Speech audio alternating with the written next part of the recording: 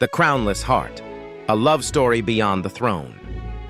In a palace nestled between golden hills and shimmering lakes, Prince Elian of Oristane had everything the world could envy. Wealth, wisdom, charisma, and a face that made headlines across continents. From London to Lagos, New York to Nairobi, he was the world's golden prince. Smart, elegant, compassionate. But behind the press conferences and charity appearances, Elian carried a quiet emptiness. He had the crown. What he didn't have was connection. And then he did something no one expected.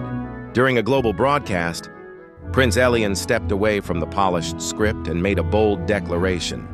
"I will travel, not to find a princess, but to find a woman who sees me beyond the crown." The world paused. Social media exploded. But for Elian, that moment was more than a statement. It was the beginning of a search, not for status, but for sincerity.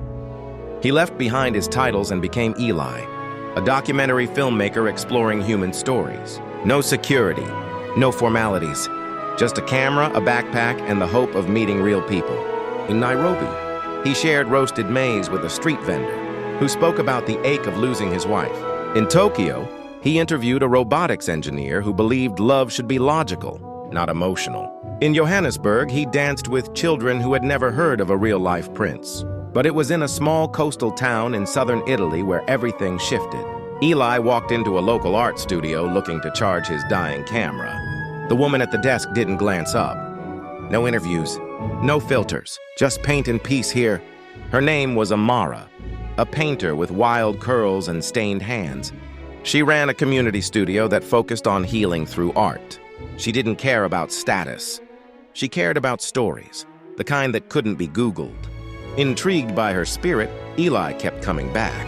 He swept floors, cleaned brushes, fixed shelves. He listened, observed, and for once, just existed, not as a prince, but as a person. And slowly, Elian, the man, not the monarch, started to fall for her. But the world wasn't done watching. A gossip blog leaked photos. Elian buying street food in Brazil, meditating barefoot in India. The puzzle came together quickly.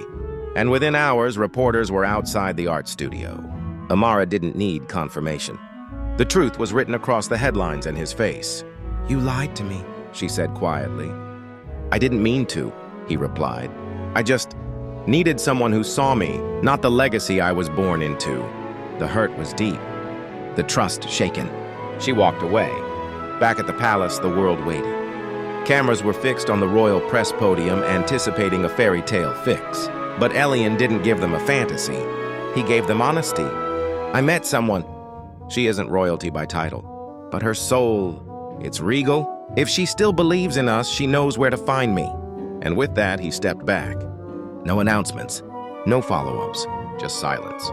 Days turned into weeks, until one morning, during an art exhibition held at the Palace for Underprivileged Children, a familiar voice cut through the air. "I heard kings don't kneel, but maybe for love they do." Elian turned. It was her, Amara, paint still on her hands, but this time, hope in her eyes. He didn't speak. He didn't hesitate. He dropped to one knee. "I'm not asking you to love a prince," he said. "I'm asking you to love me, just Eli." Their wedding wasn't just a royal celebration. It was a global moment of unity.